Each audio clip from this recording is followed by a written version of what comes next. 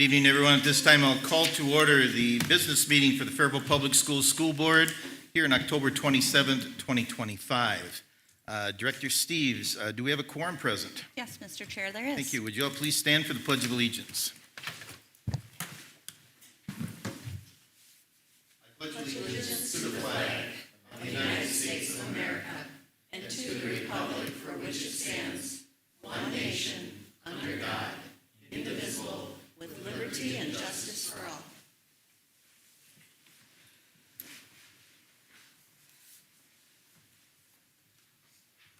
Thank you. Welcome to all of those in attendance and those who are watching online. Agenda item number 2 is approval of the agenda. Before I ask for a motion for approval of the agenda, I just wish for everyone to note that agenda item number 5 is a time-certain agenda item, so at probably 5:50 or 5:55, we will go into closed session, and then the board will go across the hallway here for a closed session. So with that, is there a motion for approval of the agenda? So moved. Thank you, Director Boudreau. Do we have a second? Second. Thank you, Director Steves. Any discussion? Discussion. All in favor of that motion signify by saying aye. Aye. Opposed? Motion passes. Agenda item number 3, recognition, awards, and presentations. We have a presentation this evening, the Falcons Activities Endowment Fund by Mr. Ken Hubert, who is a retired teacher, coach, and activities director. We welcome you, Mr. Hubert.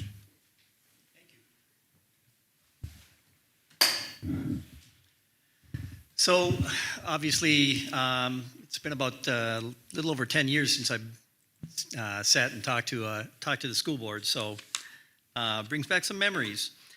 I'm here representing a group of individuals that are working to support both Faribault High School activities and Faribault Middle School activities, and through that, the Faribault School District overall. This group has created an endowment fund meant to support Faribault activities. The flyer that is on the screen right now is the result of the work of that committee, and I want to make sure I at least go through who is on that committee. Committee members are all, except for me, graduates of Faribault High School. Tammy Rosette, who is presently the choreographer for the theater department and was a longtime assistant coach for Lois Krinke in dance, is on the committee. Chad Wolf is on the committee. I think everybody here knows Chad's commitment to the community and the school district. Leslie Holman, who is a business owner up in the cities, but she was actually co-captain of my first Big Nine Girls Champ swim team back in 1995. Stephanie Kelly, who was, I would say, track athlete, but I need to add to that. She was a tremendous track athlete for Faribault High School, and she ran in college and now works for a college. Mike Prupka. Mike is a community member that many of you know, who is very supportive of both Faribault and Faribault High School. Todd Markman. Todd is president of Reliance Bank and former Faribault hockey player. I used to have Todd work in the hockey scoring booth for me. And then Joel Olson was a part of the committee with his change in jobs. He can't make the meetings, but we'll still include him on our emails and hopefully get some information from him at times. And finally, Shane Gunderson. The AD position for this committee is an ex officio position, and so whoever is the AD is going to be a part of the committee, and we're hoping that's Shane for a long time. Also, because the endowment is under the umbrella of the Faribault Foundation, Laura Bach, who is the foundation executive director, has been very involved and provided a lot of help and guidance, especially going through all the legalities of putting together the endowment fund. So she's been involved in that. And then, in full transparency, Chad and I are both on the Faribault Foundation board, and that's part of the reason why the endowment fund is located there. We think that that's a very good place for it to be. You know, when I first became an AD in Faribault, Dr. Dixon, shortly after I moved into the office, Dr. Dixon, who was the superintendent at that time, came in and said, yeah, we got some budget issues. You've got about $100,000 you need to cut from activities, either budget cuts or increases in revenue. Over all of my years being AD, more years than not, I had something similar to that. Not at that level, but I spent more time cutting budgets than anything else, it seemed. So I know that still continues to this day, and I know that the school board is always faced annually with the challenge of trying to pay for the things you'd like to pay for the things you need to pay for the things that you hope to pay for, given the dollars that you have. And I know it's a challenge for you, and so that's where this came in as one idea. We started putting together plans for the Faribault Falcons Activities Endowment Fund some time ago. And as with any endowment, the money that goes in stays there. If you write a check for $1,000 to put into the endowment, that $1,000 will stay and it will continue to grow. If there's $100,000 in the endowment, we don't have the ability to pull $50,000 out to use. We will use a portion of the interest on an annual basis. I mean, that's the way endowments work. And based on having that endowment or building this endowment, our committee basically has three goals. The first goal is to increase activity supply budgets. Activity supply budgets for all of the various activities have been pretty much stagnant for a long time. And again, that goes back to the fact that you have challenges and you've got to put your money where you need it. So our goal is to basically try to double the activity supply budgets and try to cut down a little bit on the amount of times we have to send kids out to try and raise funds for things that they would like to have going on. So that's one thing, and along with that would be to bring back a few coaching positions that we feel are needed, but again, had to be sacrificed because of budget issues. So that's first goal. Second goal is to stabilize and possibly even lower a bit the student activity fee. We feel that participation in activities is incredibly important. We think that kids are more connected to school and what they're doing in school if they can be involved with something in the school. Activity fees, the higher the activity fees go, the fewer kids can participate. And so if we can stabilize that and possibly lower that a bit, that's what we would like to do. And that's our second goal. The third goal is the big one. And that one is, one day, we would like the Faribault Foundation and this endowment fund to be able to write a check to pay for Faribault high school and middle school activities, period. Cover the entire thing. That's going to be a while, but that's kind of our, some would say the big hairy goal. We know that it would help in two ways. One is it would basically from then on protect Faribault activities from future budget cuts or future budget situations, because the dollars for that would be coming from the foundation. And then the second one is that once we reach that point, the dollars that the district presently invests in activities, and we believe that's important, those dollars will be able to be invested in the classroom because the foundation will be taking care of paying for the activities. So that's a big goal. And we'll talk about that. I've given each of you an acorn. Yeah. If you plant that, you take that acorn home tomorrow, you plant it. Unfortunately, you will not be the person who gets to enjoy shade of a fully grown oak tree. That's just the way Mother Nature is. It takes a long time to grow an oak tree. The endowment to be able to cover goal number 3, it's going to take time. But the endowment, this endowment is our oak tree. And basically today, this is our first time going public with this. Today, we are planting that acorn. We know it's going to take time, but, as we've been talking about the endowment, as this committee has met, some of us brought an AD from a private school up in the cities down to talk about how they run their endowment fund, how they fundraise for it, and things like that. And they have a very healthy endowment fund, but they've been doing it for 60 years.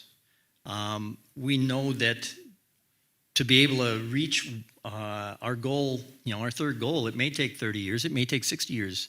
Who knows? Maybe we'll get lucky and there will be that individual out there who just has a lot of money burning in their pocket and is willing to support Faribault High School activities and Faribault High School kids.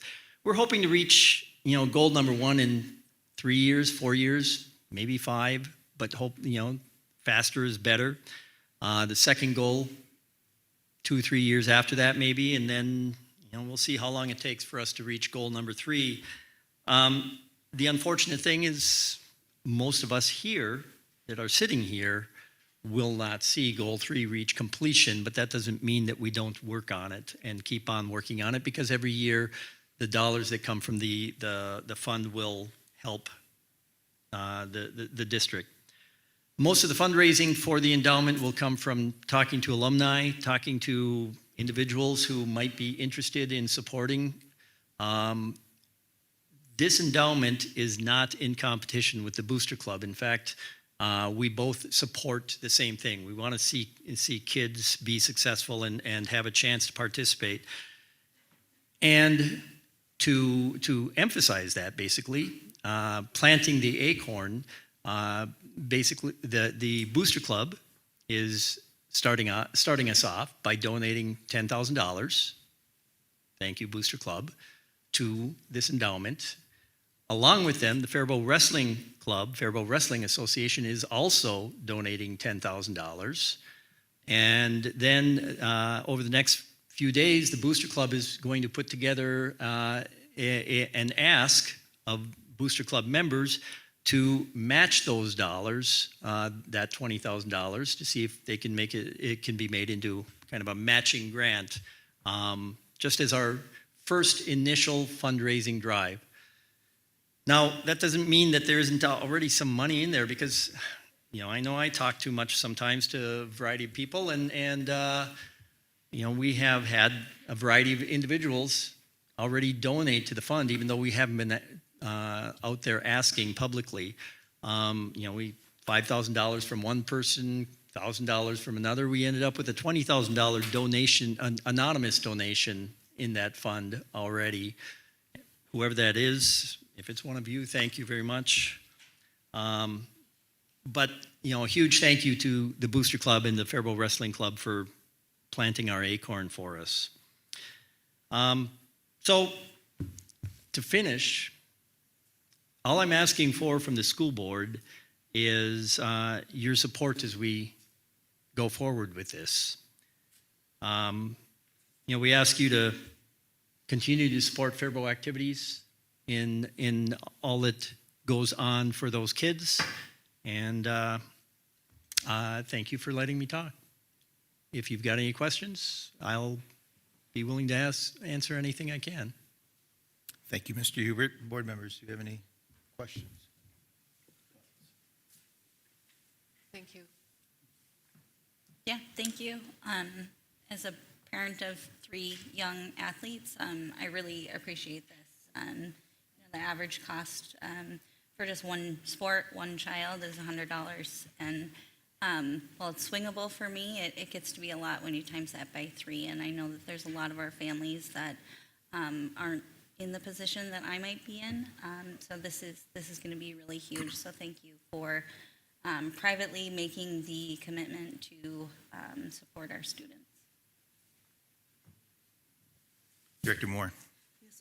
Thank you. I just want to mention that especially goal two is really important to me because with rising costs, like you said, of activity fees, many students are not able to participate. Yep. And personally, I don't think that's fair. I don't think it's equitable. And so I really am excited about that. I would like to ask questions for goal number 3. You said the one school district has something like that, and It's a private school. It's a private school, and I'm not asking who it is, but in order to, no fees, whatever, and accomplish all that we want to, what would we need to have? What would be the fund? How much would the fund be, the amount of the fund? Of course, it depends on, because a couple of years from now. Exactly. I mean, and it's a shocking number, but we know that. I just. In today's dollars, Yes. it's somewhere around 30 million. So that's today's dollars. But, if you've got 30 million sitting around, I don't think we'll. But it's going to take time. We know that. We do know that. And you've got to take the first step. That's what we're doing. And you said, did you say about 6 or 7 years, the fees would go down then for activities, or? Did you that's say the hope. 6 or 7 years about? That's the hope. I Yep. think that really is dear to my heart, because I think students that, students that can't afford some of these things, and I don't think it's right. So thank you for that. The first goal, I mean, as long as we're talking about the dollars, the first goal is going to be, it's going to take about 3 million for that. The second goal, probably somewhere between 2 and 3 million to work on that one as well. In addition. In addition. Okay. But then both of those are part of that overall 30 million. So it's not 30 million plus those. That's inclusive. This would be, okay, all right. Yeah. And you said in addition for the second one, it'd be like 2 million? So 2 to 3, somewhere in there. Approximately. Yeah. Okay, thank you. Mr. Chairman, Director Woodrow. I just have a question. Just before we begin, all board members, could you take and pull your mics a little closer to you, please? Pull it down there. In Thank you. regard to the fees that student athletes pay to participate, do we ever turn people away? Do we have a scholarship fund at all? I'm not aware, so I need to ask the question. I know during my time as AD, and I believe it has continued, and it was before me, we would not turn a student away who wanted to participate. There were times that, while I was AD, the concession stand would ask for students to help, and so I would ask those students to help out in the concession stand or something like that. But even that, Okay. goes against my what I was there for, to tell a kid they can't participate. So there may be opportunities for that student to make up those funds by helping. Does that anyone know on this board? Yeah, I believe that still is in existence today. Activities Director Gunderson's not here, but that's my understanding. Thank you. That practice is still in place. That's a good thing. It's a great thing. To clarify that, since Director Wolf and I'm a former coach, but he's still coaching. I do not know of any time in my 30-some years of coaching in the district that any student was ever turned away. There were scholarships that were ever turned away for lack of payment. I do not know that. So that is not a practice that it ever existed or did exist. If it is, I'm unaware of that. So, Mr. Hubert, if I could just clarify a couple things. So, I really, and thank you for your presentation, but one thing is when the money is raised and the endowment fund starts paying for activities. So are we talking even entrance fees for students into games, or are we just talking participation fees, uniforms, things like that? That $30 million basically covers, the coaching, busing, workers, that kind of thing. It would not cover not charging for kids to go to games.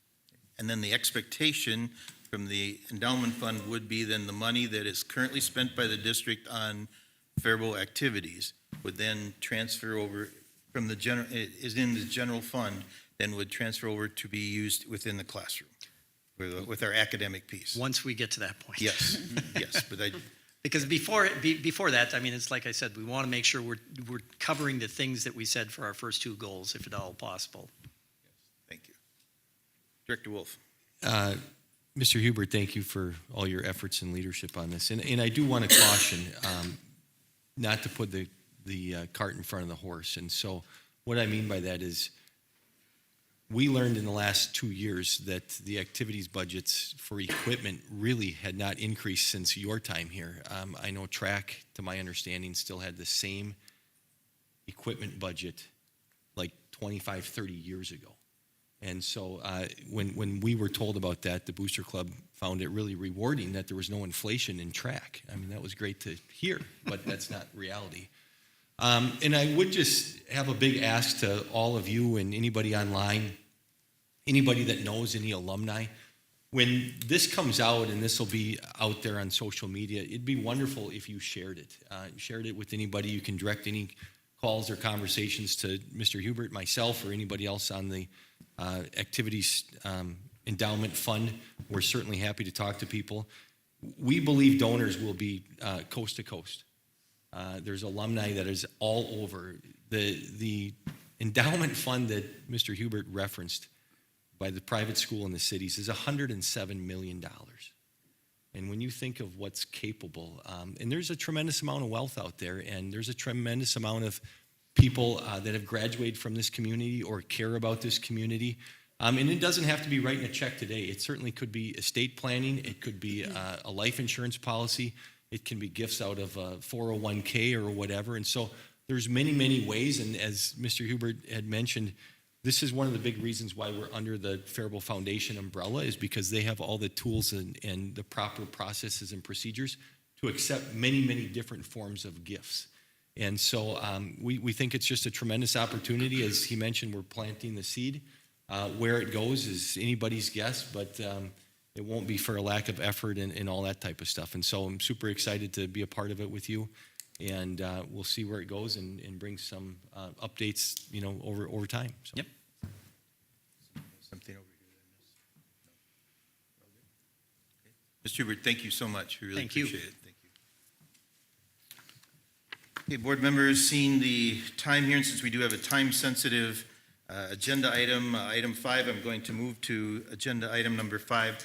Is there a motion to move to a closed meeting as Mr. permitted? Chair, Go can ahead. we have the students give the report first? That way they can leave if they need to during the time. Okay, All right. thank you. Sorry to interrupt, Mr. Nope, Chair. that's all right. So, Ms. Williams, Mr. Ali, if you wish to give your student report, that'd be great. Good evening. I just want to start things off and say that the school year has been going really great. Fall sports are coming to a close and winter sports are starting up. Faribault Emerald's dance team will lead the way and other sports will soon follow. 2 weeks ago, the high school band, orchestra, and choir had their Rotary concert. This is the first for these programs in this year. Attendance, from a student's perspective, has been better compared to previous years. Rooms feel fuller and more lively.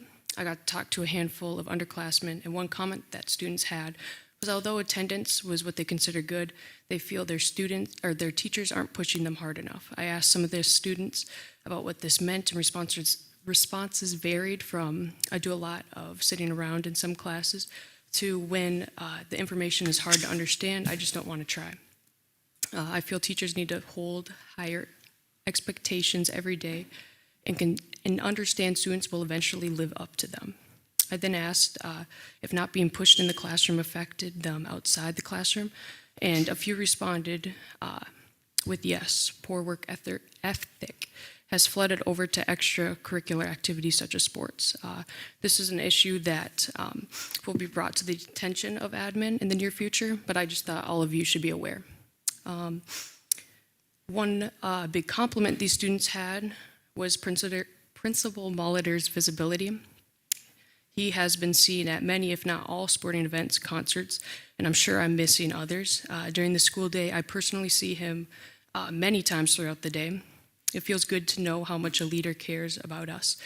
And on another note, District Youth Council met last Wednesday for the first time and discussed what issues have been affecting students and brainstormed ways the council could fix or bring awareness to these issues. One issue members came to agreement with was Faribault High School students' lack of knowledge of ways the school can provide care to students with mental health issues. One of our big goals this year is to bring to light these programs and to make students feel seen. Thank you. Good afternoon. My name is Isa. I serve as head school board representative. For my report tonight, I want to bring to light some of the accomplishments that Faribault DECA has accomplished through these past 2 days, meaning yesterday afternoon and this morning. I am currently a little overdressed for the meeting because I came from DECA. DECA is to help create future leaders in business and entrepreneurship.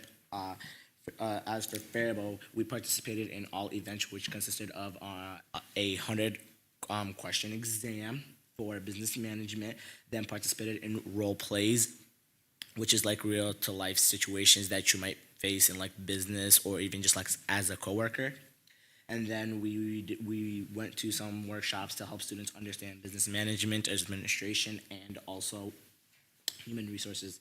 As for how we did, we had 4 students placed in top 25 for the exam portion with their exam score, and we had about 8 students placed in top 25 in the role play, which is a great success. Overall, we had about 30 members go, and we feel, as I had heard back from some of them, that it was a great experience and that we feel all as a school that we did really well.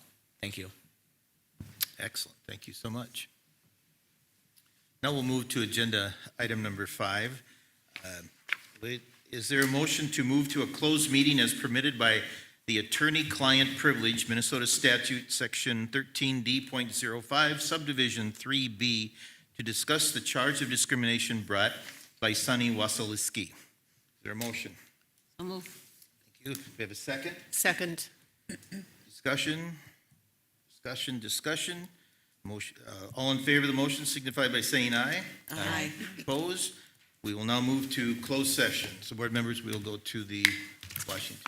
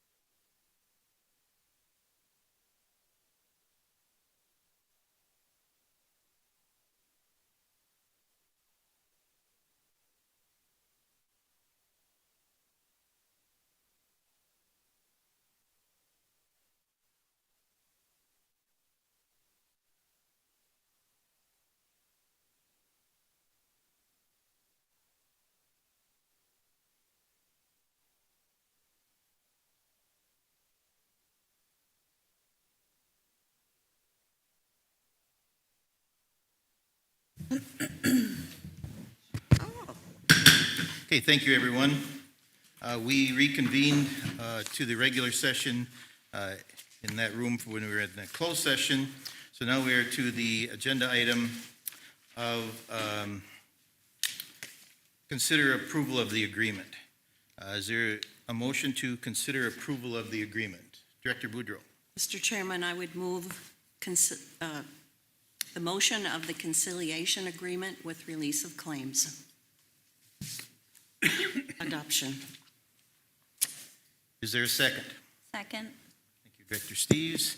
Discussion, discussion, discussion. Hearing none. All in favor of the motion signify by saying aye. Aye. Opposed? Motion passes. We'll now go back to agenda item 4. Items of information, school board members. Anyone have anything? Sure, Director Moore. Yes, thank you, Chairman. I would like to just ask, are we helping our teachers enough? In my opinion, I don't think we are. Since 2000, Minnesota Public Schools have had an explosion of administrative staff added to their already burdened budgets. There it is, right there. 132% increase in administrative staff, 50% increase in principals and assistant principals, with only 5% increase in teachers and 2% increase in students. The argument is that it's only, 4% of the budget? To me, that really isn't an argument because, well, one thing, I think all of the Minnesota schools have bloated budgets. You know, if you got $60 million in a budget, 4% would be 2.4 million. If it's 90 million, 3.6 million. And I guess the overarching question for me is, has any of this substantially increased our achievement? Another big problem for me is the grants coming in. Now, I'm not against all grants, but with many of these grants, 1 or 2 administrators are hired to oversee these grants. And when the grant money runs out, we tend to keep the administrators or coordinators, maybe changing the title a bit, or maybe a little bit of the job description, with their salaries being, and this is a quote, convoluted, unquote, and disappearing into the budget. Then we need more money. It seems to be just a never-ending cycle. I've got a suggestion, and I hope we can take this to heart. How about when the grant money runs out, to eliminate the administrators in some programs if they don't work, and then maybe we can put these savings toward better assisting our teachers. For example, I've heard that the FFA classes are in jeopardy. I haven't heard much about that, but I've heard that they may be. So why not take some of these savings and put these funds into preserving or enhancing the FFA classroom experience, or helping the ag teacher in the process? We've really become in Minnesota schools, I think, have become a bureaucracy, and a bureaucracy is notoriously inefficient, and it's much to the detriment of our students. So I think we need to think about this in the future. Thank you for hearing me out. Other board member. Director Wolf. Mr. Chair, last week I was able to get a tour up at Roosevelt by Principal Bauma, and had a wonderful time, and I thank her for that. And it was just great to see all the little students, kids up there, quiet, engaged. If you haven't been up there and you want a hug, stop in, because the kids line up to give you hugs. So that was wonderful. So anyway, thank you for that, and thank you for the teachers for just having some nice conversations. And Mr. Chair, I don't know if this is the proper time, but I'd love to just be able to have a brief conversation with Director Moore, but I don't know if this is the time to do that. I'll defer to you. I think this is the time for board member items of information. Is there a time later in the meeting that I could just follow up some of her comments or questions? Go ahead right now. I'll allow it. Okay, thank you. One, Superintendent Benty, I just don't want rumors out there. And I'm not saying that Director Moore starting them, but are you aware of our FFA classes being in jeopardy of any sort, any nature? I'm not aware of that, and so maybe you can set the record straight. No, that has not been any discussions that we have had, whether it be at the cabinet level or at my level with the high school principal, or even with our agricultural teacher. We have never had those discussions around FFA not being a thing. Okay, thank you. And then Director Moore, I hear what you're saying with regards to, grant running out and we keep administrator. Do you have any examples you can share for us, specific examples? With grant money? Well, where the With grant the- runs out and we have hired an administrator to oversee something or, with the grant, and then the grant stops, runs out, and then we continue to keep them on board. Do you have any specific Well, I think examples it of was that and when with it the took place? behavioral health coordinator, I think we won that grant with ESSER grants. I think we had that. And it's just, I guess the example that I like to say, in what is it, 2 years ago, we had 18 coordinators. And now we have 22 coordinators. And I go on the staff directory. And so, and just I go by this too, just by this, whoops, here it is. Just with administrators and everything, I think we need to sit back and say, really look at these things and because I think we're really a bureaucracy. And one of the things, yes, and I think that many times we do with grants, the program, and in fact, I think it was in April of 2023 with Scott Gertis, I asked him when the grants run out, what happens to the grants? Do we, and they said, well, I think it was, I think Mr. Benty, didn't you say that, we decide, they decide whether they keep the grant or not. And then I said, well, who decides? They said, well, it's in the, it's put into the budget. And then I did ask, I said, well, what about the salaries of these people that we've hired? And now the grant money runs out. And Scott Gertis said, and I can tell you the exact minute because I documented all of this. And he said the salaries are convoluted into the budget. And I was sitting there thinking, I don't even, and that's one of the reasons I won't approve a budget because I want to see some of these programs and what they're doing. So I think that's evidence right there. I think the one that stands out right now is with the ESSER grants. We were supposed to, when they ran out, I think we were supposed to, terminate the individual or terminate the positions, I should say. And but we kept the behavioral health coordinator for a few years. And just the fact that Mr. Gertis, when I asked him that question, he said, well, the salaries are convoluted into the budget. So that's where I'm Thank you, coming and from. please know I don't mean to be confrontational. No, but I like think this specifics are conversation. I great, so think we thank need you. to have this. Thank you. Thank you. Any other board member comments?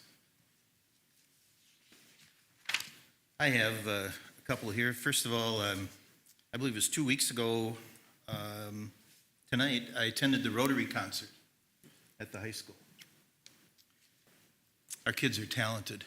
It was beautiful. Well done by the choir, the band, and orchestra. Very well in attendance. It was,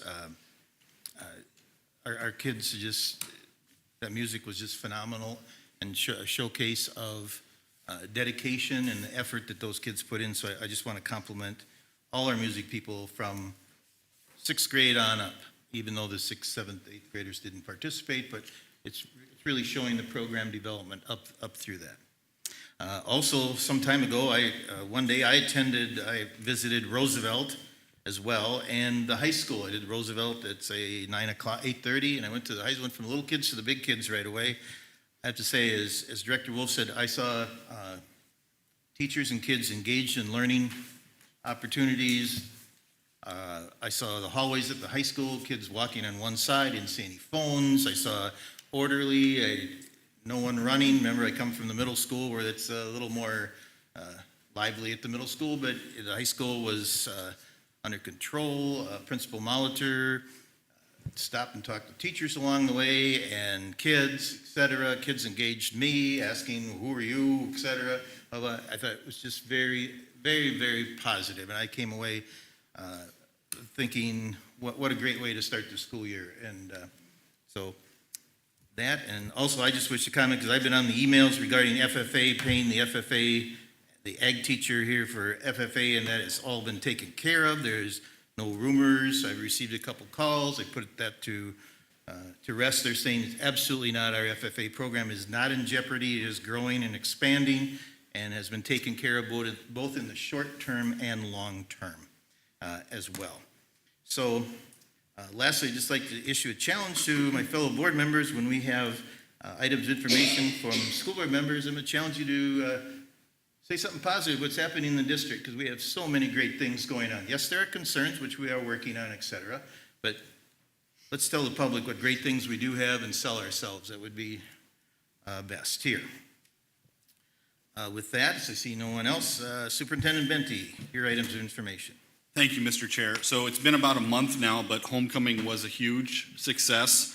It brought together students, staff, and families, as well as community members to celebrate our Falcon Pride. The week was filled with energy, inclusivity, and spirit, showcasing what it truly means to be a Falcon. And we had just a gorgeous, almost too hot day for the parade. So if you walked in that parade, thank you for that, because I'm sure you were pretty sweaty by the time you were done with it. All schools celebrated Unity Day last week, each in their own unique way to promote kindness, inclusion, and standing up against bullying. I had the opportunity to visit Lincoln Elementary and participate in their Unity Day festivals, which was great. I would like to give a special thank you to Chef Jeff LeBeau and his crew from the Depot Bar and Grill for spending time with our high school students in Miss Cruz's International Cuisine class. As part of their exploration of global foods, Chef Jeff shared his story, demonstrated how to make his famous chicken wild rice soup, and gave students a taste of one of Faribault's local favorites. Students loved the soup and the opportunity to learn from a local culinary legend. And yes, I'm calling Chef Jeff a local culinary legend. So, I also want to give a big shout out and thank you to our reading partners and to Target for bringing a very special book fair to Jefferson Elementary School. This wasn't a typical book fair. Every student was able to choose 2 brand new books to take home and keep completely free of charge. All right, the room was filled with smiles and excitement as students talked about their favorite stories and characters. Events like this help foster a lifelong love of reading and remind students that their community believes in them and their potential. Our Faribault Middle School recently held their first SOAR celebration day, recognizing students who are safe, on time, accountable, and respectful. The day included assemblies, fun elective activities, and support for students still working toward meeting SOAR expectations. An impressive 97% of students were able to participate in the celebrations, highlighting the positive choices being made across the district. And you'll hear from the middle school at our next work session. All Roosevelt Early Learning Center kindergartners took a trip to the Como Zoo, where they saw some of the animals that they've been learning about in class. For many students, it was their very first zoo trip, making it a truly special and memorable experience. And then over half of our ALC families participated in first quarter conferences. That's a huge number, making them a wonderful success. We want to thank our students and our families for all of the engagement. During our recent Falcon Day, licensed teaching staff had the opportunity to take part in a powerful poverty simulation experience. You may have read about this in the newspaper. All right, I believe some of you even participated in it. The event offered educators a deep understanding of the challenges families in financial hardship face. The feedback was overwhelmingly positive. Participants said the experience opened eyes and hearts, strengthening empathy and awareness for the families we serve across our district. And then circling back, talking about Studer, I had the opportunity to present up in Duluth at the MASA Fall Conference with other superintendents from Northfield and from South St. Paul. We presented on behalf of our work with Studer. We are all Studer districts. And my portion was to speak around how our rounding conversations with staff members have enhanced how we interact with each other and how we gather information, and then what we do with that information when we do gather it. Upcoming events, the Faribault Booster Club will host a fundraiser at the Crooked Pint from 4 to 8 p.m. on November 3rd. 10% of all sales will go directly to the Booster Club. It's a great way to enjoy food and support Falcon athletics and activities. Faribault Education Enrichment Program, also known as FEEP, will host a fundraiser at Basilio's on November 4th from 4 to 8. So there's 2 nights in a row that you don't have to cook. November 3rd from 4 to 8 at the Crooked Pint, and November 4th from 4 to 8 at Basilio's. All right. A portion of dine-in, takeout, and delivery sales will be donated to FEEP, which provides grants for innovative projects and educational opportunities that go beyond district resources. It's a great opportunity to support both FEEP and a local business. Mr. Chair, that concludes my report. Thank you, Mr. Superintendent. Chair, Mr. Benty, there are some of us that don't cook anyway, so. Thank you, Superintendent. Mr. Chair, may I just? Go ahead, Director Wolf, Okay, or thank Director you. Moore. I have to say that with the poverty simulation, I couldn't do it this year because I was out of town, but I would have. I think that's really a good event. And I participated last year, and the very first time I participated was, I think I was getting my master's at Mankato State, and that really opened up my eyes, but I think it's a good thing to have every year, and I wish I could have attended this year, but last year it was just great, so I had a comment on that. We've got to say something positive here. Thank you, Director Moore. I'm just going to jump in again, too. I did attend that, was invited and did attend, and I was the banker for the poverty situation, and it was kind of heartbreaking. We had to close the bank for something or tell people no or whatever, and I got to say, our staff did a really nice job of role-playing in there with their cards and things, but I think an understanding of poverty and how it affects them day in and day out, and our kids day in and day out really made a difference there. So thanks for that reminder, Director Moore. So we'll move on now to the agenda item number 6, public comment. There's no public comment. Agenda item number 7, the consent agenda. The consent agenda consists of minutes from the September 22nd, 2025 and October 6th, 2025 meetings, employment, additional assignments, and other, and authorization of payments, transfers, and investment account. Is there a motion for approval of the consent agenda? So moved. Thank you, Director Wolf. Is there a second? Second. Thank you, Director Knudsen. There we go. Good tie. Gotcha. All in favor of that motion signify by saying aye. Aye. Opposed? Motion passes. Move on to agenda item number 8, District Advisory Committee. There is no report. Agenda item number 9, Policy Committee. Policy Committee minutes, report, Director Steves and Director Moore. Sure. So at Tuesday, October 7th, Policy Committee, we had 9 review of policies. So these are policies that are on, I believe, a 3-year cycle, that once every 3 years they are reviewed. These 9 policies had no changes. And then we had 2 revisions. So the 2 revisions were, I believe, correct me if I'm wrong, were just to grammatical or statute changes. Is that correct? Yes, that is correct. That is all. Director Moore, do you have anything to follow up on the minutes? On the minutes? Yes. Or on, Just on the minutes. no, good job. Okay. Move on to then agenda item 9B, first reading of policies. So board members, as per request, we are going to pull number 3, review of policy 201.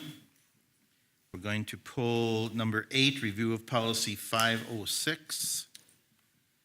And then number 9, we're going to pull review of policy 722 in this first reading of policies.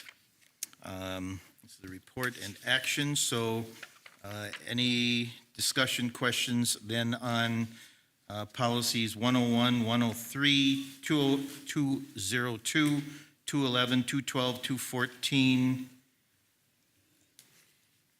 and then 803.4.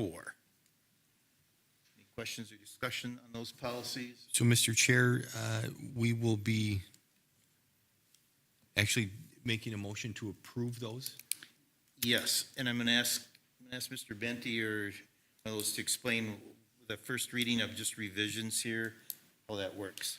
Yeah, so, and Jamie, please correct me if I mess this up. So when we're looking at simply reviews of policy, those are the ones that we now have on an every 3-year cycle. All right, so we bring them up, we review them, we review the entire policy. If there are no changes from MSBA, and if we are not promoting or asking for any changes, what we're saying is they do not need to go through a first and a second reading because they have already been approved by the school board. All right, what we're saying is that they have been brought up in a 3-year review. They have gone through policy committee. If there are items that wish to be called out by board members that sit on that committee, they can be called out during this time, but they do not need to go to a second reading unless the board chooses to, because like I said, they've already been approved in that form as part of our policy. Does that make sense to everybody?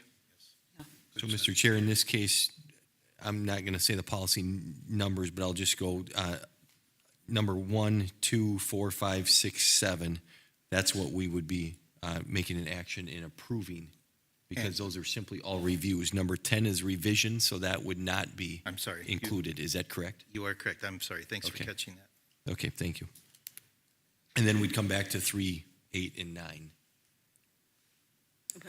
3, 8, and 9. We're coming back to. Okay. Approve it as a first reading, but then the one with the revision will come back next month. Okay. Okay. So, Mr. Chair, I'll make the motion to approve all of those policies that are under review that you've presented before us. Thank you. Is there a second for that? Second. Thank you, Director Boudreau. Discussion? Mr. Chair? Director Moore? So, okay, I'm a little confused now. Because I think when we first got this, it said revision, or it said, when I first looked at it, I think it said, if I can find it here. I thought it said, first reading. Maybe I was mistaken by that. I can find my notes here. Director Moore, you are correct. It does say first reading, and Superintendent Bendy Yeah. just gave the He explanation changed of that. how we're. Okay. So how and that's why- where I'm confused. Excuse me, how we're going to do that, yes. Okay. That's why it's a report/action. Okay. So I had asked to pull those 3 policies. I pulled them already for you. Yes, okay. Yep. All right, so this is minus those policies then? Right. Okay, very good. We are approving policy 101, 103, 202, 211, Yes, okay. 212, 214, and That's it. that's it. Any further discussion? Further discussion? All in favor of the motion signify by saying aye. Aye. Opposed? Motion passes 7-0. Okay, now we'll move on to, we'll go chronologically here. A review of policy 501. Is there a motion for review of policy 201? Legal status of school district. So moved. Thank you, Director Steves. Is there a second? Second. Thank you, Director Robichaud. And discussion. Director Moore. Yes, thank you, Mr. Chair. Policy 201, legal status of the school board, and under 4, dot powers and duties, it's E.4. I had a concern about this, provide services to promote the health, we're supposed to, as a school district, provide services to promote the health of its students. I guess I'm concerned about what do we mean? How can we define promote the health? And the reason I'm asking this is that, hang on a second. I had asked before, I was concerned about the health and the mental health aspect. And I had asked, clinics are denying parents access to records as young as 12. Is that happening and are we compliant? And I think this was sent to all of you by Mr. Benty, the answer. Under Minnesota Health Records Act, parents generally have access to a minor's records. However, if the minor legally consented to the service under the statute above, e.g. STI care, pregnancy-related care, AOD treatment, and 16-plus outpatient mental health, then the minor, not the parent, controls these records. And the second part of it was that there is no, the answer for, do we comply with, are parents being denied access to records as young as 12? There is no blanket age 12 rule in the statute. Some clinics use adolescent confidentiality practices around age 12, consistent with clinical guidelines. I'm concerned that age 12 is to me, it's too young to even contemplate. You know, a 12-year-old cannot really think they're a child. And so I guess I'm concerned about what are these health services? Now that we have a clinic set up at the high school, what concerns me is that students can access health care providers without a parent's knowledge or consent by 16, and in some cases, as young as age 12. I have a question here too, just for clarification. Are we expanding our clinical telehealth services to all our buildings then? Is this part of the Oh, motion for the policy of legal status of the school district? Okay. What I'm having a problem with is, you know, what is, to me, the definitions. And I think if we put in policy, we need to really define our definitions. And right now, the way this stands, you know, what is promoting the health of students? Is it, 12 years old, that a student can request to, that a parent not see his or her records? What is pregnancy-related care? So I've got all of these questions, and because it's policy, I think I have some reservations, and until I know specifically how to define all of this, I'm going to have to vote no. Further discussion on policy 201, legal status of school board. Last call for discussion. Hearing none, all in favor of the motion for approval of the review of policy 201 signify by saying aye. Aye. Opposed? Nay. Motion passes 6-1. We'll now move on to review of policy 506, student discipline. Is there a motion for approval of review of policy 506, student discipline? So moved. Thank you, Director Steves. Is there a second? I will second that one. Chair will second. And discussion. Director Moore. Yes, this is for, 506. 506. Basically, I had the same argument on that, and I'm going to put forth an amendment too. We talk about in policy 506, how we define, it's school, it's on 3.A. School-linked mental health services. And I'd like to know specifically what those services are, because of the fact that I'm very concerned about the age 12 rule, that some clinics are use adolescent confidentiality practices around age 12. That really concerns me. It's the same argument for 201, basically. And so I would be voting no for this because of the same reasons. Are you offering an amendment then to? Yes. Okay. So I don't know if you want to do this separately, Well, we're in discussion of this. Yeah, okay. Yes, the amendment, Mr. Chair, I move to amend to policy 506. It's 7.H. And this is for student responsibilities. They must, it said, and I quote, to be aware of and comply with federal, state, and local laws. I think it would be well, again, to specifically define what we're talking about here. Just state your motion, please. Okay, the State your motion, amendment. yes, that is the, okay. After this sentence, I'd like to add, acknowledge that federal law supersedes state and local laws. Thank you. So we have a motion to amend policy 506 as stated by Director Moore. Is there a second? Is there a second to the amendment? Is there a second to the amendment? Is there a second to the amendment? Hearing none, the motion fails due to lack of a second. So we are back to the original motion of approval of policy 506. Further discussion? Further discussion? Hearing none, all in favor of the motion signify by saying aye. Aye. Opposed? No. Motion passes 6-1. Number 9 is review of policy 722, public data requests. Is there a motion for approval of review of policy 722? So moved.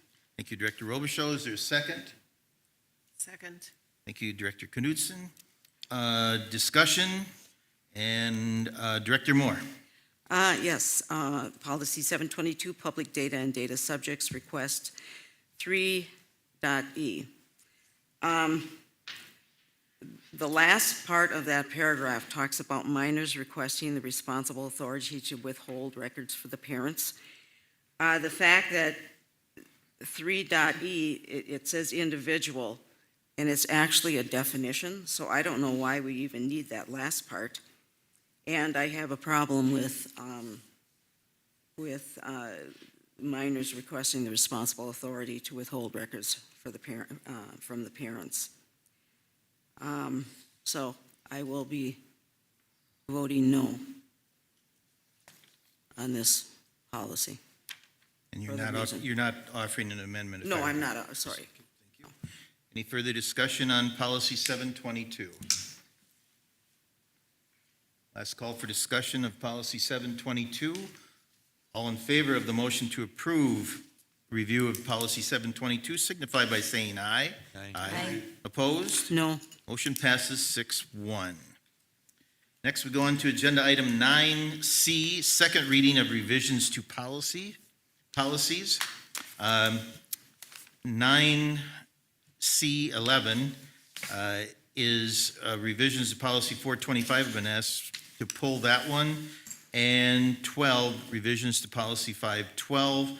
Been asked to pull that one, so we'll go to number 13, new policy 599, social media policy. Is there a motion for approval of new policy 599, social media policy? So moved. Thank you, Director Wolf. Is there a second? Second. Thank you, Director Robichaud. And discussion? I think it's fitting that two board members with a lot of social media experience approve this. Lack of that. Okay. Thank you. Via the internet. Any further discussion? Last call for discussion. All in favor of the motion for approval of new policy 599 signify by saying aye. Aye. Opposed? Motion passes 7-0. We'll go back now to 9C11, revisions to policy 425. Is there a motion for revisions to policy 425, staff development? Also move that. I'll move that. Is there a second? Second? Thank you, Director Steves. And discussion. Director Moore. Yes, I would, Mr. Chair, I move to amend the revisions that the policy, from the policy committee, and I will read this if I may. It's 2.A.2. In this paragraph, and I have to explain it because I want to keep it the way it is. In this paragraph, members of the Advisory Staff Development Committee are now appointed by the school board. With this revision, the school board is being removed and replaced with school administration. Also in this paragraph, replacing members of the Advisory Staff Development Committee is now done by the school board. With this revision, the school board is being removed and replaced with school administration. 2.B.1, in this paragraph, members of the site's professional development teams are now appointed by the school board. With this revision, school board is being removed and replaced with school administration. Also in this paragraph, replacing members of the site professional development teams is now done by the school board. With this revision, school board is being removed and replaced with school administration. So I think we can put forth two amendments. I'm thinking we can do this at one time, save time. I'm putting forth two amendments to keep the wording in 2.A.2 and 2.B.1 the same without the revisions. Thank you, Director Moore.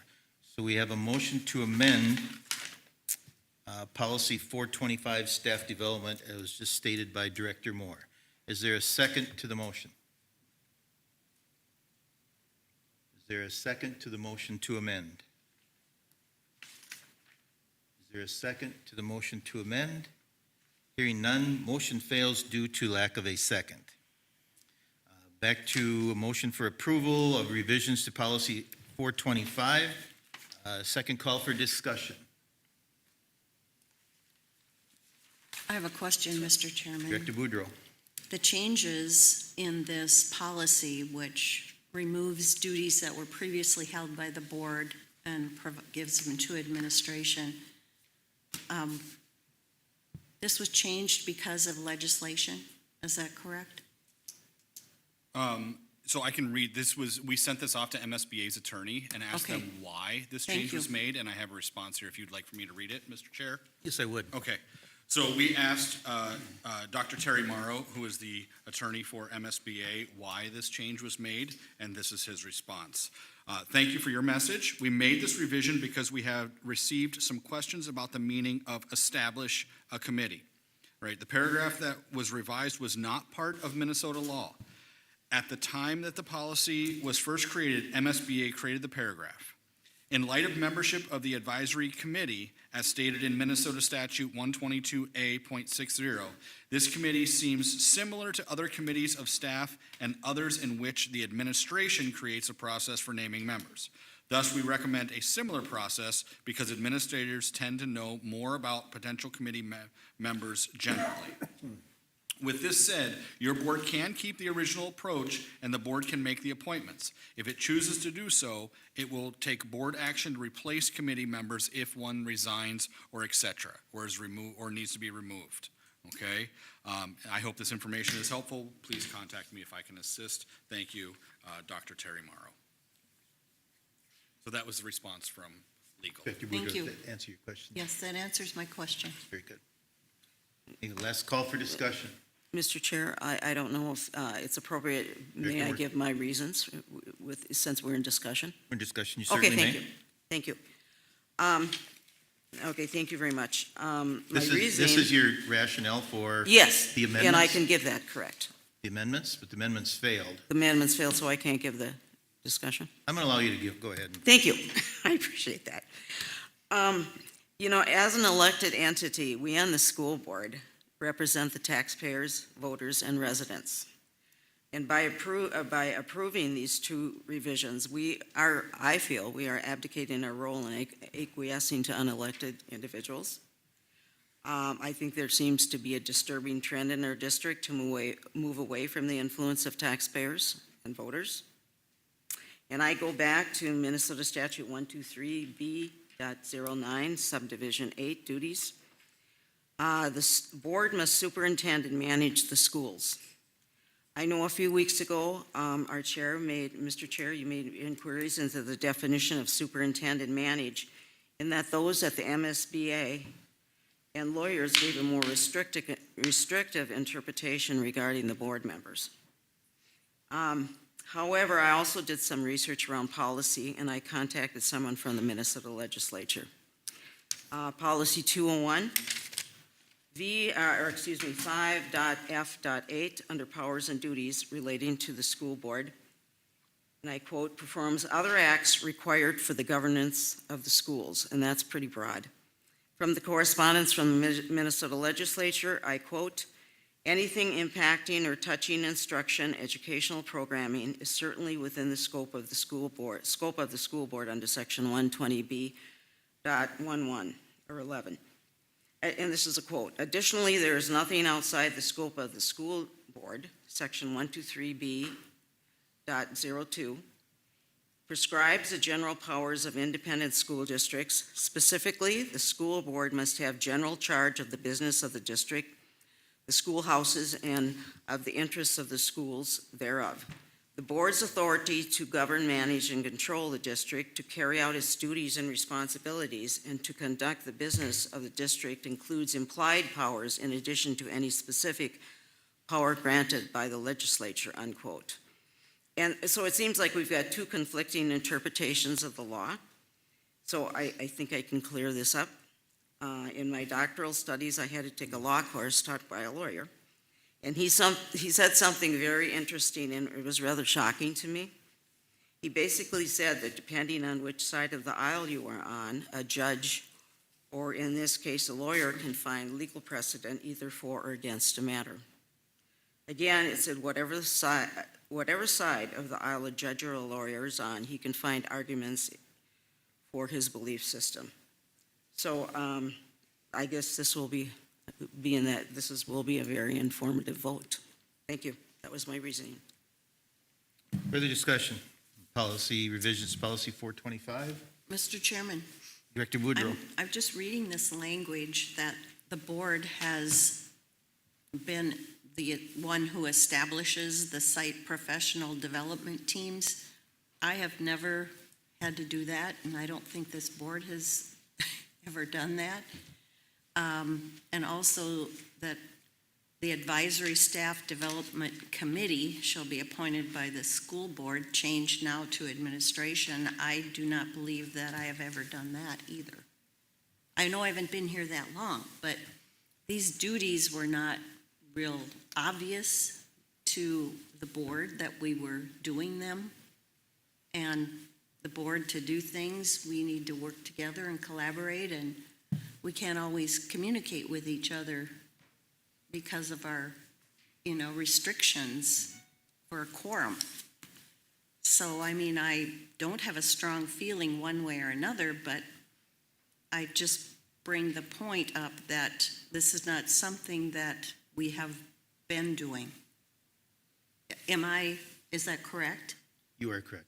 Okay. But, well, So- I should say, I'm going to refer to Director Wolf's and Director Robichaud, and administratively, I can never remember, 30 years in the classroom, 30-some years, I never remember school board ever picking out a staff development committee or Right. whatever. So, no, I don't Right. believe it's, Would be a new So, duty for us. yes. I will say, Mr. Chair, we have had a staff development committee in the past that board members have sat on, but I don't recognize the practice of them choosing who is on that committee. That's correct.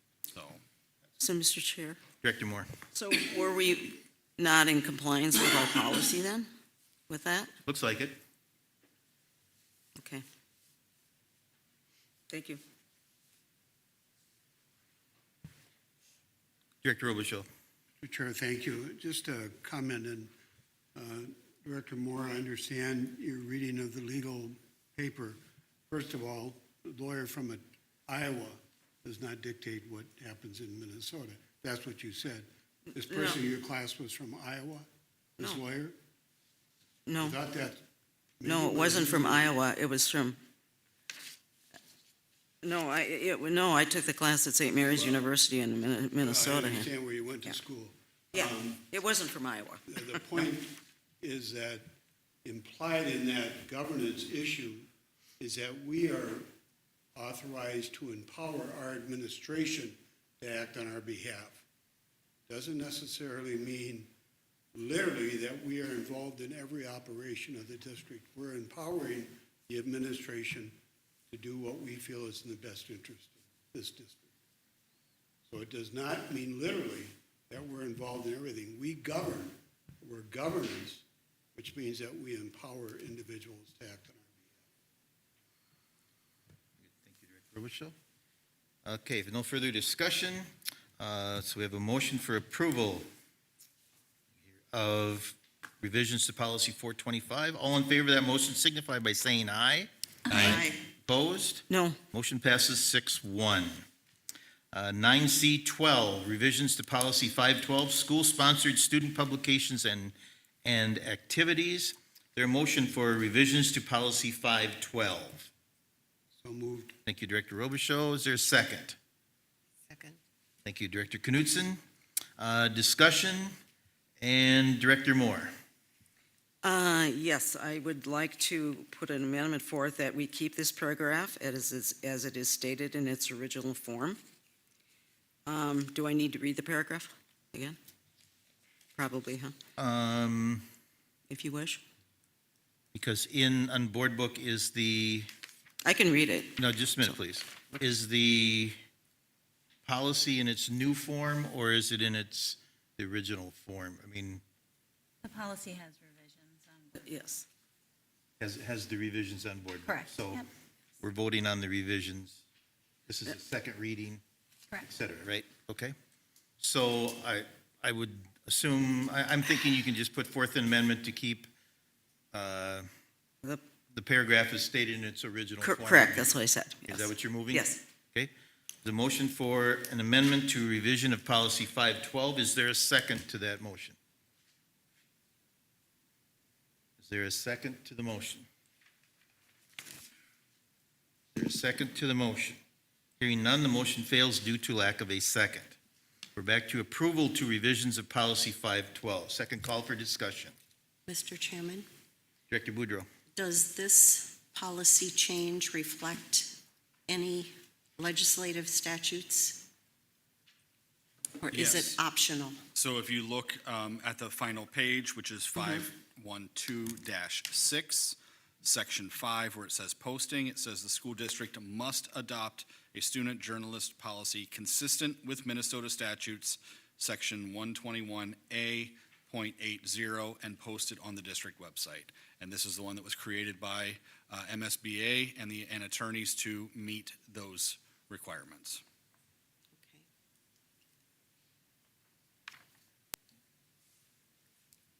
So to that point, Mr. Chairman, then modifying this would be the option of the board? Or would it be, then be a need for it to be looked at legally? I guess I'm just, So making I a will- statement that yes, the I board will has say the again- option.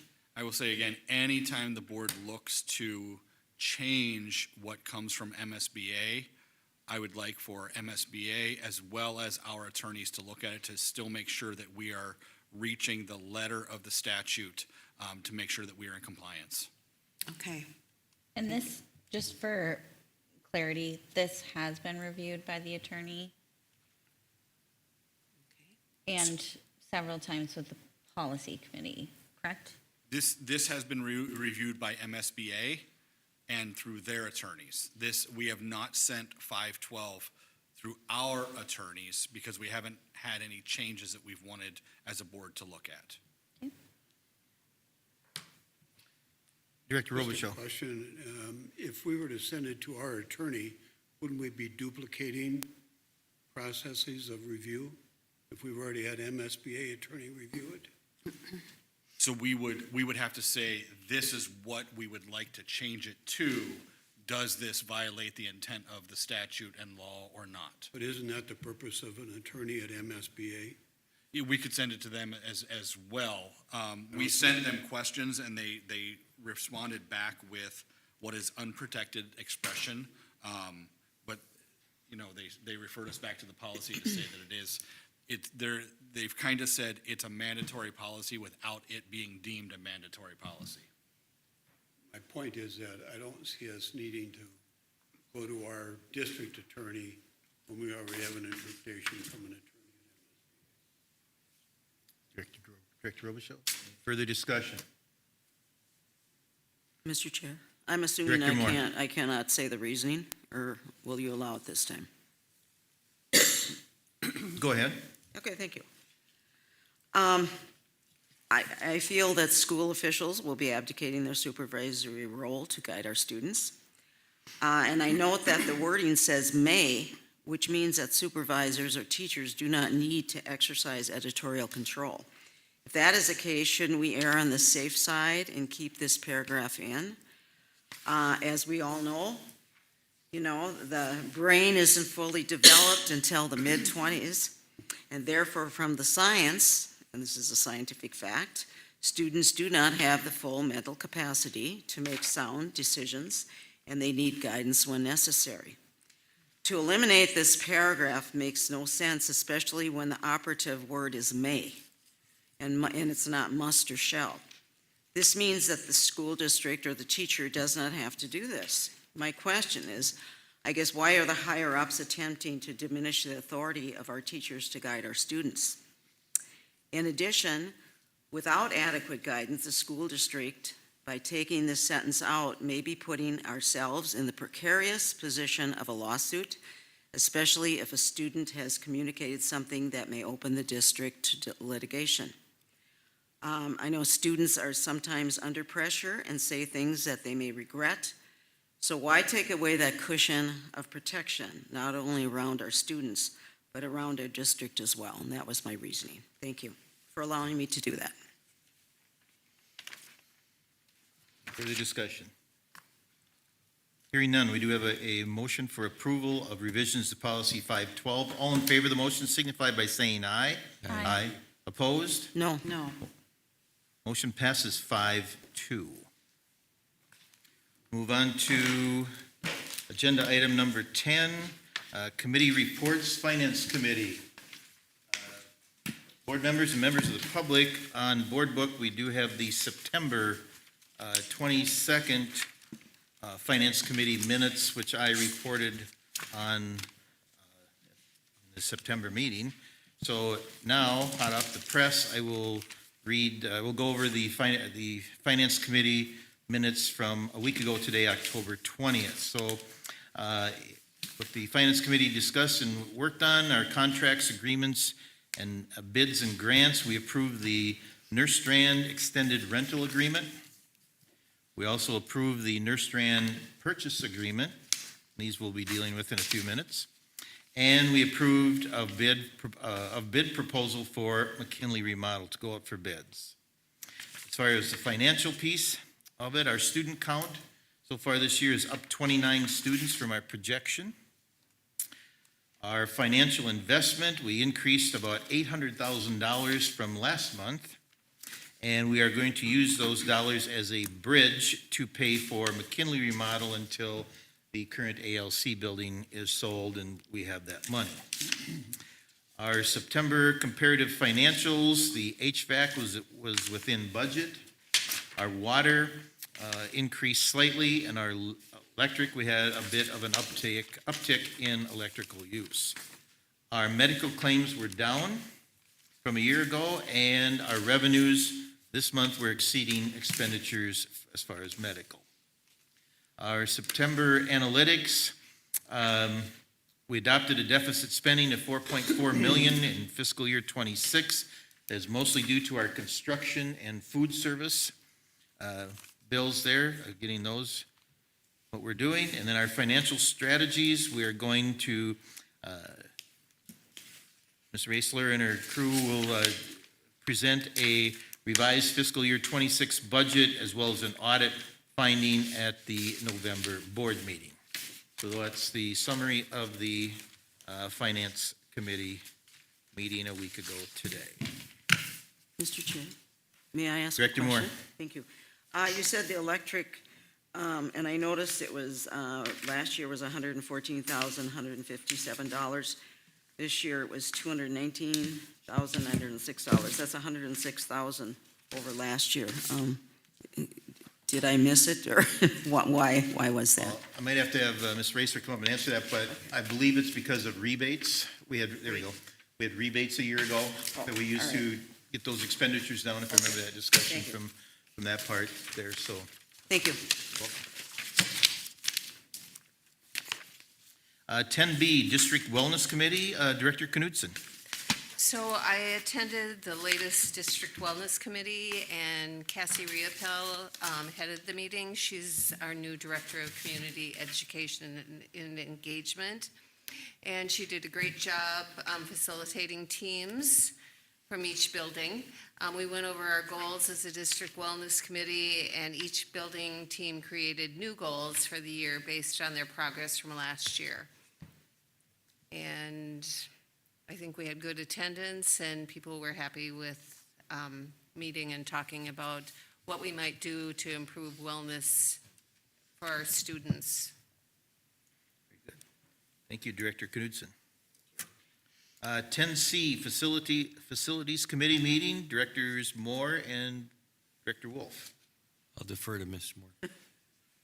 Since I like to talk, right? Okay.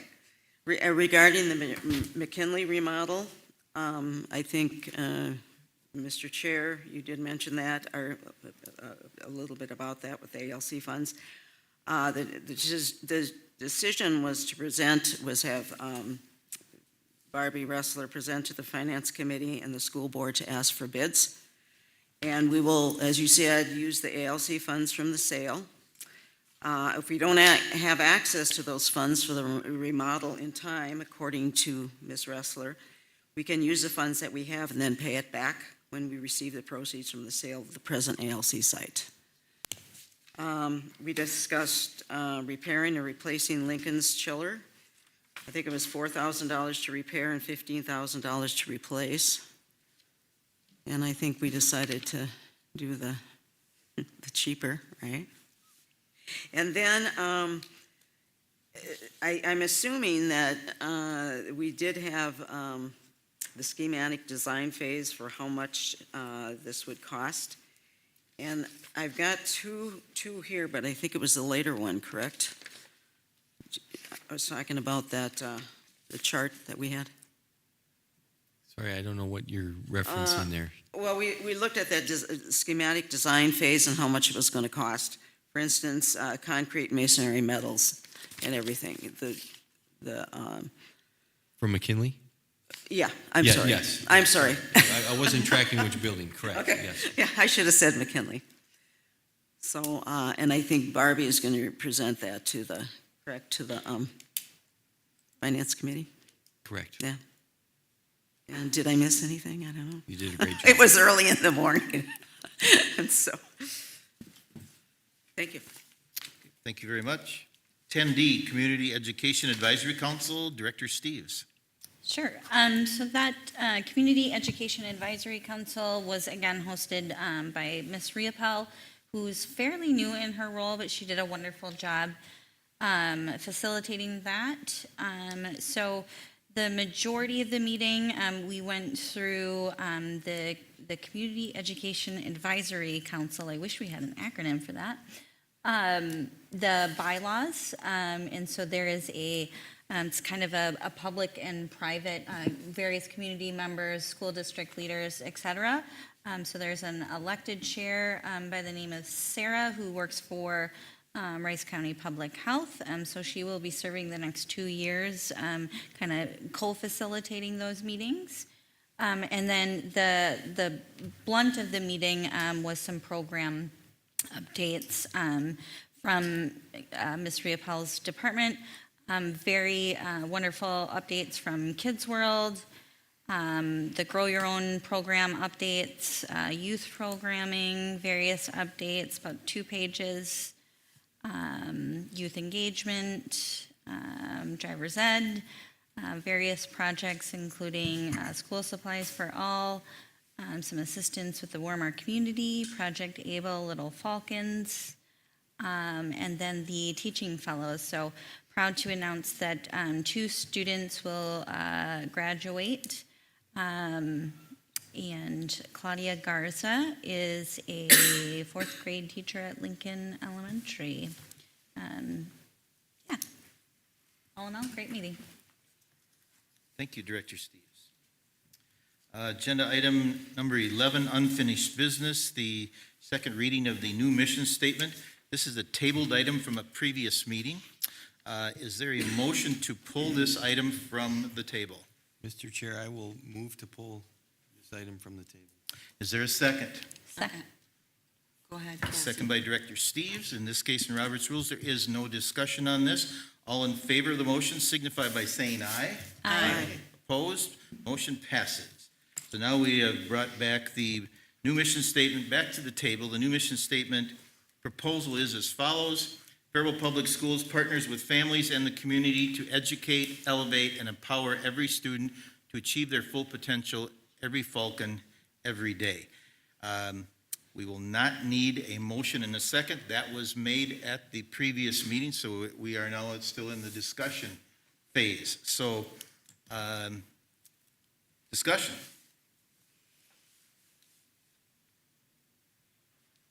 I appreciate, Mr. Bellingham, your work, and you, Mr. Benty, for providing a survey. I think gaining some perspectives from not only our community members, but our parents and our teachers is really important. And I am really excited about our, hopefully, new-ish mission statement. Director Moore. Yes, I have a couple of problems with this. The fact that many residents had no access to the survey, I feel is a big problem. They had access only through the Faribault Daily News, and those that did may not have known how to use the QR code. And so this is not equitable, and furthermore, it's not fair. In fact, only 27 community members responded. From what I am seeing, this survey had a number of methodological flaws, resulting in possibly skewed results. Secondly, with any Faribault Public School document, whether it be policy or mission statement, we need to be very clear on defining terms so that there will be no confusion now or in the future. So I had asked before, what does community mean? I don't think we have a clear definition. First, does community mean taxpayers, voters, residents, all three? Or secondly, does it mean only representatives from community organizations? I'm tending to believe that the second one is the definition that our district is using. And why do I say that? Because from the nearly $500,000 grant, BSCA grant that came in, the info from this grant mentioned input from students, parents, and community. And under community, there was zero mention of taxpayers or voters as having input into implementing this grant. However, there were 20-plus organizations such as Allina Health, Rice County Public Health, et cetera, as influential partners. We got to keep in mind that representatives from all of these organizations are not elected individuals, and they will be influencing our districts. To reiterate, we need to get a clear definition as to who and what community is and what it means. So I'll be voting no on this mission statement due to the above factors.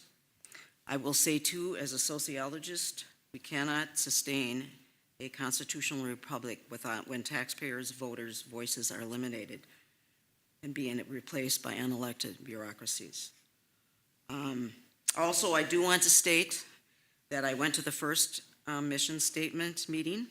I then stated to the superintendent and chair that a more pressing need is to eliminate DEI from our district, because if we don't, we are in danger of losing millions of dollars. And I think what I looked at was 3.6 million, but it could be it could be 6 million too. That should have been our first priority, and that's what I said. So I will be voting no on this. Thank you. Discussion. Mr. Chair, Director Wolf. more of a, if this passes, based on the survey results, it appeared that the new option is favored over the one on the wall. And so I would just ask, if this passes, Superintendent Benty, what would be the timeline would you suspect to have this repainted, if you will, or redone? So it's actually a sticker.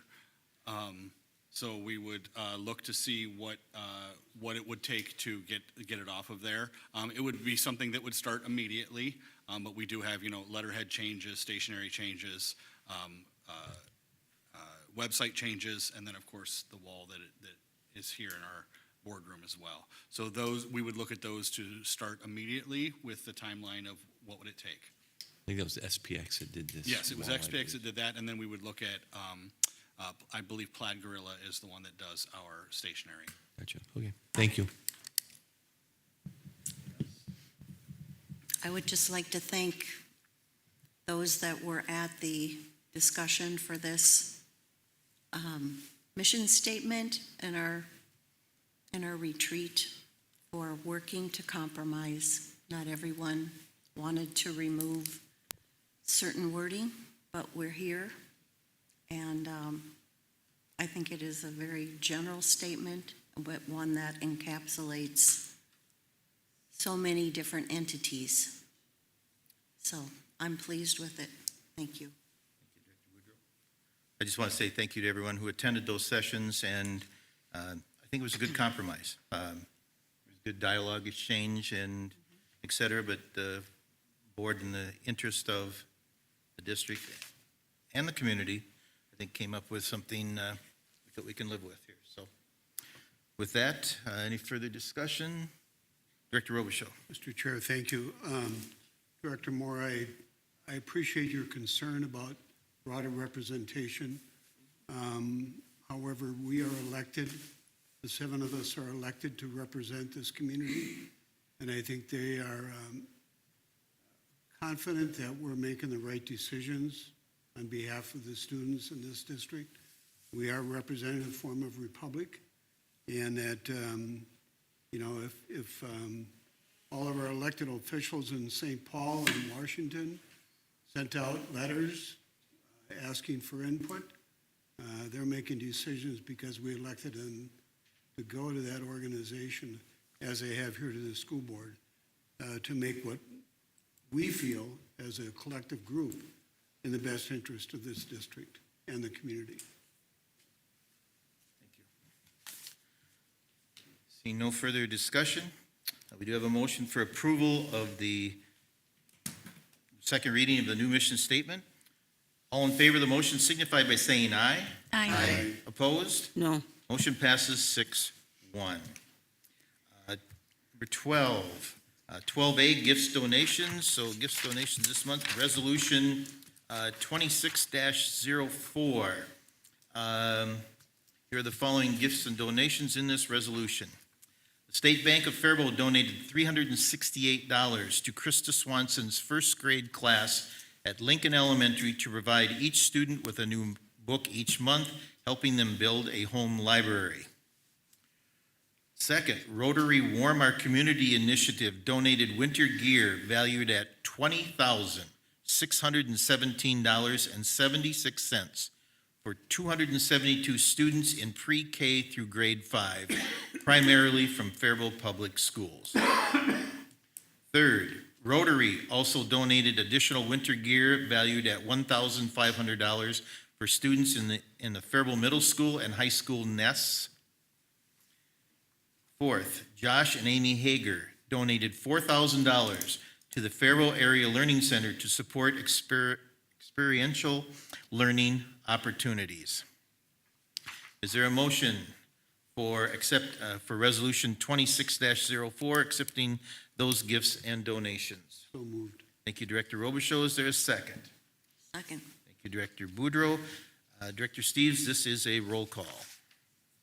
Linda Boudreau, Aye. Candace Knutson, Aye. Linda Moore, Aye. Jerry Robichaud, Aye. Cassie Steves, aye. Chad Wolf, Aye. John Bellingham, Aye. passes 7-0. Thank you. I forgot to have a discussion, so, sorry. But thank you to all those who donated. As we say every month, this community is exceptional in donations to all you do for Faribault kids. It really is. So thank you so much. Anybody else want to chime in on that? I think we're sorry about that. Okay. 12B, consider approval of the Nurstrand purchase agreement. So, Ms. Raisler, you're coming up. Is there a motion for approval of the Nurstrand purchase agreement? So moved. Thank you, Director Wolf. Is there a second? Second. Thank you, Director Knutson. And discussion, first I'll let Ms. Raisler, if she will explain it, and then we'll take some questions. Yep, so the purchase agreement that we have was actually created by Ratwick, Rozak, and Maloney, our school's attorneys. As it happens, Nurstrand Charter School has the same attorneys. And so we did a conflict of interest statement prior to actually doing the purchase agreement. What you're seeing here is that we are considering, if it goes through, we would be considering today, the October 27, 2025 is the effective date. And so you will see on this that the church, Grace Lutheran, has already had their president sign this purchase agreement and notarized. What the details are is that they are buying the building as is. We are selling it for $1. They will pay for the majority of the closing costs. What we are responsible to pay is our attorney's fees for, the background documentation and research and such. So anything else will be paid by the buyer. And so it's pretty straightforward. We're trying to get this done as quickly as possible. There was a title commitment that Nurse Strand Charter School will be getting, the church, will be getting, and so that's already been signed. We're trying to get the wheels in motion so we can get this done as quickly as possible, is the goal. Questions? Director Robichaud. Thank you, Mr. Chair.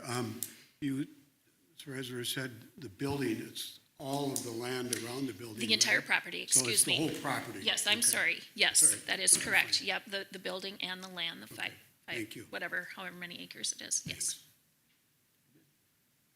Questions? Mr. Chair, Director just thank you to Superintendent Benty and Ms. Raisler and anybody else that worked on this. Hopefully it's a win-win for all parties involved. It's been a very amicable conversation and working relationship, and so we're feeling really good about it. Thank you. Further discussion? Mr. Chair, I would just like to thank Barbie Raisler publicly for this. This is anytime you're looking to purchase or sell land, it is a massive undertaking. You have to work with many different entities along with buyers and sellers and county organizations, and Barbie has done an amazing job at working through this. So I just very much want to thank her, as well as pre-thank her for the items that are coming after this that are all fall in place because of the sale of this, and then the services that need to be changed and tweaked as we move forward. So Last call for discussion. Hearing none, all in favor of the motion to approve the Nurse Strand purchase agreement signify by saying aye. Aye. Opposed? Motion passes 7-0. 12C, consider approval of the fiscal year 26 Nurse Strand extended lease. Could I have a motion for approval of the fiscal year 26 Nurse Strand extended lease, please? So moved. Thank you, Director Boudreau. I will second that. And discussion, Ms. Raisler. So back in June, we did approve a 2-month lease for Nurse Strand to lease the building that we own, hoping that the sale would go more quickly than what it has. So because that lease was only for July and August, now I'm bringing to you an extended lease, and it's actually September through November. And the reason that we're going through November is to just make sure that the sale is final, that we don't have any, tails, left to tie up. So this then is the same lease that you've seen many times before. It's the same one that was approved earlier this calendar year. So the monthly installment of $13,687.50 will remain the same. If we do get the sale done in November, what we will do then is just do a prorated amount for the amount that they would owe us for the rent. So again, and this building lease is a request from the charter school because they have to provide MDE with appropriate documentation in order to get lease aid. And so that's what this document will help them do, is to get the aid that they need so that they can pay us the lease that's owed. Director Robichaud. Just a question. Thank you, Mr. Chair. The authorizer of charter schools fully involved and been participating in this, yeah? Yeah. I suspect they would. Yes, right, yes. Discussion? Discussion? Hearing none. All in favor of the motion for approval of the fiscal year 26 Nurse Strand extended lease signify by saying aye. Aye. Opposed? Motion passes 7-0. 12D, consider approval of the fiscal year 26 Nurse Strand Tech Service Agreement. Okay. Is there a motion for approval of the fiscal year 26 Nurse Strand Tech Service Agreement? So moved. Thank you, Director Robichaud. Second. Director Steves. Ms. Raisler. My sincere apologies. Yes, so what this document does is it describes how we own the Nurse Strand building and then the tech services that are provided to Nurse Strand for them throughout the school year. What we have done is in June, again, we had approved for July and August this tech service agreement. We are now extending it again September through November. So that when the building is no longer ours, that Grace Lutheran or Nurse Strand or whomever realizes that they now have to carry the cost of dark fiber that goes from that building to our high school. We have paid for that in the past, and so now that's a cost that they will take on. So this service agreement simply extends the service contract that we provide for tech services the same as the building extension. So, and to clarify, we will still continue to provide personnel to Nurse Strand if they have technology questions and issues and whatever. We will continue to provide those services. Those are billed separately for the hours worked doing those services. This has more to do with the building and the fiber coming from that building. Questions? Discussion? Discussion? Discussion? Hearing none. All in favor of the motion for approval of the fiscal year 26 Nurse Strand Tech Service Agreement signify by saying aye. Aye. Opposed? Motion passes 7-0. 12E, consider approving the tentative agreement for the 25 through 27 FEA master contract. Is there a motion for approval of the tentative agreement for the 25-27 FEA master contract? So moved. Second. Thank you, Director Robichaud, for the motion and Director Wolf for the second. And discussion. Mr. Chair, I will simply say that we are excited to offer forth this master agreement, this tentative piece. Has been voted on by our FEA union. We did an amazing job at working with them. Rob Daynert, our Director of Special Services, Nicole Yoakum, our Director of Human Resources, and of course Barbie Raisler, our Director of Business Services, worked tirelessly to get this done. They fell within the parameters of the board and came up to what I believe is a very amicable agreement between the two entities. So any questions that you have?